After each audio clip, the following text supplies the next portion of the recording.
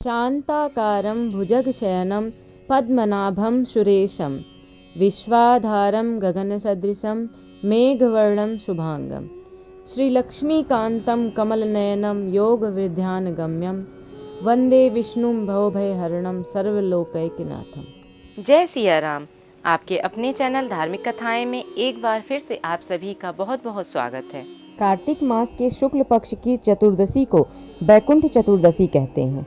इस दिन बैकुंठाधिपति भगवान विष्णु की पूजा का विधान है। इस दिन का विशेष महत्व होने की वजह यह है कि इस दिन चतुर्मास के दौरान भगवान विष्णु सृष्टि का भार भगवान शंकर को सौंप देते हैं। इन 4 मासों में सृष्टि का संचालन शिवजी ही करते हैं।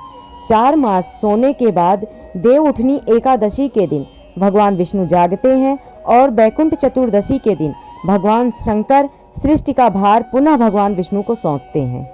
एक बार देवर्षि नारद भगवान श्रीहरि यानी विष्णु जी से सरल भक्ति कर मुक्ति पा सकने का मार्ग पूछते हैं। नारद जी के कथन सुनकर श्री विष्णु जी कहते हैं कि कार्तिक मास के शुक्ल पक्ष की चतुर्दशी तिथि, जिसको बैकुंठ चतुर्दशी कहते हैं, इस व्रत का पालन करने से स्वतः ही स्वर्ग के द्वार खुल जाते हैं। भगवान विष्णु कहते हैं कि इस दिन जो भी भक्त मेरा पूजन करता है वह वैकुंठ धाम को प्राप्त करता है। ऐसी मान्यता है कि इस दिन वैकुंठ लोक के द्वार खुले रहते हैं और जो भी भक्त इस दिन भगवान शिव और भगवान विष्णु दोनों की एक साथ पूजा करके उन्हें प्रसन्न कर सकते हैं तो जन्म मरण के बंधन से मुक्त होकर मोक्ष को प्राप्त करते हैं। शिव महापुराण के अनुसार बैकुंठ चतुर्दशी के दिन ही भगवान शिव ने भगवान विष्णु को सुदर्शन चक्र दिया था। इस वर्ष 2022 में चतुर्दशी की तिथि का शुभारंभ 6 नवंबर दिन रविवार को शाम को 4:28 पर हो रहा है और इस तिथि का समापन 7 नवंबर दिन सोमवार को शाम को 4:15 पर हो रहा है। बैकुंठ चतुर्दशी पर भगवान विष्णु की पूजा निशिता काल में की जाती है। इसी कारण बैकुंठ चतुर्दशी का पर्व 6 नवंबर को मनाया जाएगा और इस दिन पूजा का शुभ मुहूर्त सुबह 11:48 से शुरू होकर दोपहर के 12:32 तक रहेगा। बैकुंठ चतुर्दशी के दिन सर्वप्रथम किसी नदी में किसी तीर्थ स्थल पर स्नान अवश्य करें। यदि नदियों में स्नान नहीं कर सकते तो घर के पानी में ही गंगा जल मिलाकर स्नान अवश्य करना चाहिए। और जो लोग कार्तिक मास के आखिरी के 5 दिनों का व्रत रख रहे हैं, भीष्म पंचक व्रत रख रहे हैं, उनके लिए यह स्नान परमावश्यक है। सूर्योदय से पूर्व स्नान आदि नित्य क्रियाकर्म करने के पश्चात श्वेत अथवा पीले रंग के वस्त्र पहने, क्योंकि भगवान विष्णु को पीला रंग और भगवान शिव को सफेद रंग अति प्रिय है। भगवान विष्णु और महादेव का स्मरण करें, फिर हाथ जोड़कर व्रत का संकल्प लें। इस वर्ष यह बैकुंठ चतुर्दशी तिथि रविवार के दिन पड़ रही है तो इस दिन भगवान सूर्य को भी अर्घ्य देना ना भूलें। भगवान सूर्य को अर्घ्य देने के साथ नमस्कार करते हुए आप व्रत और पूजा को सफल बनाने की भी प्रार्थना अवश्य करें। इसके बाद भगवान विष्णु की 108 कमल पुष्पों से पूजा करें। इस दिन भगवान शंकर की भी पूजा करनी चाहिए, क्योंकि इस दिन शिव जी के पूजा के बिना भगवान विष्णु की पूजा अपूर्ण मानी जाती है। इस दिन आसन पर बैठकर जितना हो सके उतना श्री हरि विष्णु और भगवान शिव जी के नाम का उच्चारण करें। सर्वप्रथम पूजा स्थल पर एक चौकी स्थापित करें और इस चौकी पर गंगा जल छिड़ककर इसको पवित्र करें। इसके बाद चौकी पर एक साफ वस्त्र बिछाकर इस पर भगवान विष्णु और भगवान शिव की प्रतिमा को स्थापित करें। चंदन का इत्र, गाय का दूध, मिश्री एवं दही से भगवान का अभिषेक करें। इसके बाद गंगा जल से स्नान करवाने के बाद श्री हरि और भोलेनाथ को रोली चंदन का तिलक लगाएं। कुमकुम, हल्दी और अक्षत भी चढ़ाएं। चमेली के पुष्पों द्वारा भगवान विष्णु के चरणों का पूजन अवश्य करना चाहिए। नमो भगवते वासुदेवाय नमः मंत्र का जप करते हुए श्री हरि को पीले पुष्प, जनेऊ और माला भी अवश्य अर्पण करें। भगवान शिव को सफ़ेद पुष्प पसंद हैं तो उनके नाम का स्मरण करते हुए नमः शिवाय मंत्र का जप करते हुए भगवान शिव को सफ़ेद पुष्प और माला अर्पण करें। भगवान शिव को 5, 11, 21 बेलपत्र, धतूरे, मदार इत्यादि भी अवश्य अर्पण करें। भगवान विष्णु को पंचामृत अर्पण करें और भगवान विष्णु को तुलसी अति प्रिय हैं, इसलिए उनके पंचामृत के भोग में तुलसी भी अवश्य शामिल करें। इस दिन भगवान विष्णु को मखाने की खीर, पीले सफ़ेद रंग का मिष्ठान, पीला ऋतुफल आदि भी अर्पण करें। वैकुंठ चतुर्दशी के दिन विष्णु जी को क्षमतानुसार कमल के पुष्प भी अर्पण करें। पूजन करने के बाद भगवान विष्णु और भगवान शिव की आरती करें। भगवान को चढ़ाया गया भोग प्रसाद के रूप में वितरण करें और स्वयं भी उस प्रसाद को ग्रहण करें। इस दिन यदि संभव हो तो विष्णु सहस्त्रनाम या श्री हरि स्तोत्रम का पाठ, पद्म पुराणोक्त कथा का श्रवण भी अवश्य करें। इस समस्त पूजन विधि के साथ साथ जो लोग भीष्म पंचक व्रत रख रहे हैं या देवोत्थान एकादशी से लेकर कार्तिक पूर्णिमा तक के 5 दिवसीय व्रत रख रहे हैं, तो उन लोगों को इस दिन भगवान श्री हरि के चरणों का चमेली के पुष्पों से पूजन अवश्य करना चाहिए और समस्त पूजन समाप्त करने के पश्चात भीष्म पितामह का तर्पण भी अवश्य करना चाहिए। भीष्म पितामह को अर्घ देने वाले जल में थोड़ा सा कुमकुम, फूल, केवड़ा और पंचामृत को मिलाना विशेष फलदायी सिद्ध होता है। साथ ही इस दिन किसी गरीब को या किसी एक ब्राह्मण को भोजन भी अवश्य कराना चाहिए।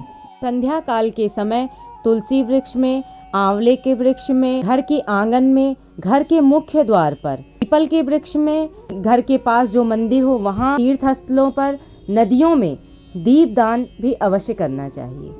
वैकुंठ चतुर्दशी का व्रत रखने वाले व्यक्तियों को इस दिन कथा का श्रवण भी अवश्य करना चाहिए। वैकुंठ चतुर्दशी की पुराणों में प्रमुख रूप से 3 कथाएं मिलती हैं, जिनके बारे में कहा जाता है कि इन्हें वैकुंठ चतुर्दशी के दिन पढ़ने से, कथा का श्रवण करने से 14,000 पाप कर्मों का दोष मिट जाता है। वैकुंठ चतुर्दशी की पौराणिक कथा के अनुसार एक बार की बात है कि नारद जी पृथ्वी लोक से घूमकर वैकुंठ धाम पहुंचते हैं।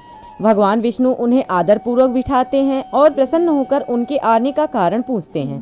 नारद जी कहते हैं, हे प्रभु, आपने अपना नाम कृपा निधान रखा है, इससे आपके जो प्रिय भक्त हैं वही तर पाते हैं, जो सामान्य नर नारी हैं वह वंचित रह जाते हैं।